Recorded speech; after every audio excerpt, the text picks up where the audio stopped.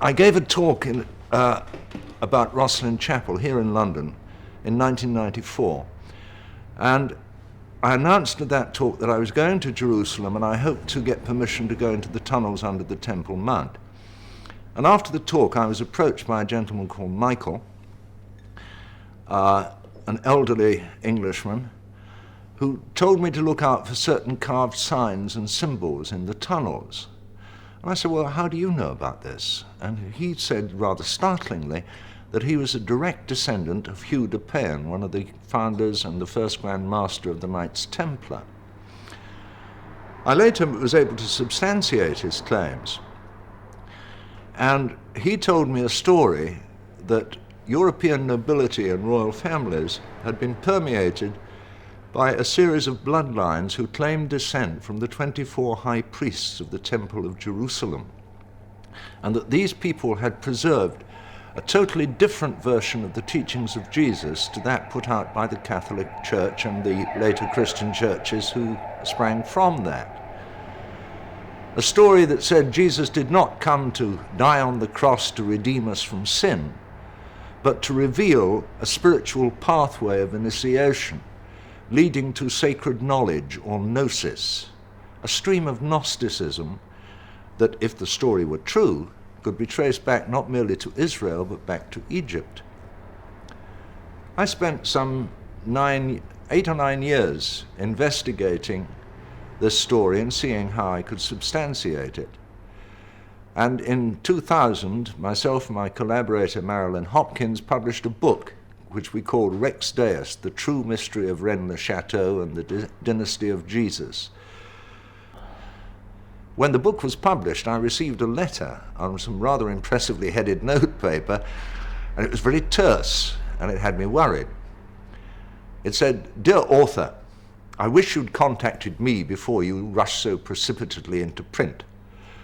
We'd better talk, or better yet, meet." Now, I was quite concerned because there'd been gaps in our research which we couldn't verify, and we'd filled those gaps with our own rather extensive knowledge of medieval and biblical history. And I was concerned in case we got something wrong. So I rang this gentleman and introduced myself. And after a few minutes' conversation, I said, well, Professor, where did we go wrong? He said, "Oh, you didn't, dear boy, it's just incomplete. Do you want the rest?" Well, is the Pope a Catholic? Of course I wanted more. So I was invited round to visit him for a weekend with my collaborator, Marilyn Hopkins, and we were given very strict instructions to arrive before dusk on a Friday. Now, my mother was Jewish, so the alarm bells started to ring. We duly did as we were instructed, and when we saw the dining table with the armulkas laid beside the plate and the menorah, I knew we were in for a shock, because this gentleman bears a very proud Scottish name that goes back for over 9 centuries. And yet the meal was a proper Sabbath meal. And the prayers were said in Hebrew, which gave me an indication that here was somebody who was living his beliefs, not merely talking about them. As a result of the investigations that followed that weekend, we published yet another book called Custodians of Truth, which traces this line of initiatory teaching, not merely back to biblical Israel, but through the life of the people of Israel back to ancient Egypt. And it is an initiatory teaching of Gnosticism, which, of course, Holy Mother the Church regards as outright heresy. So there is a bloodline? Yes, oh, very definitely. There is a bloodline, and there is a bloodline within the bloodline. Within the wider group of the Rex Deus families, there is also a group known as the Desposini, who are the descendants of the Master, the man known as Jesus the Nazarene. Not Jesus of Nazareth, because Nazareth didn't actually exist at the time of Jesus. The Nazareans were an initiatory sect, an offshoot of the Essenes, and Jesus was one of their principal teachers.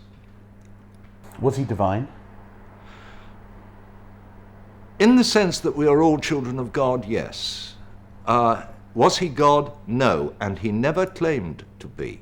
He never even claimed the nominal title of Son of God, which any holy man in the Israeli tradition could have claimed. I mean, King David himself was referred to as a son of God.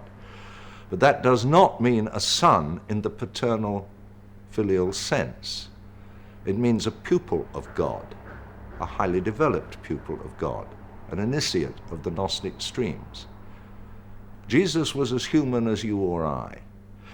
And by deifying him, the church, in the figure of St. Paul, who was the first person to suggest that Jesus was God, actually put his teachings beyond reach.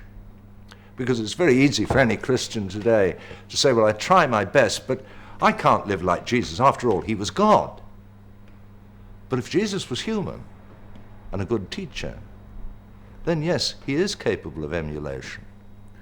And people from many devout spiritual streams are trying to do that as we speak.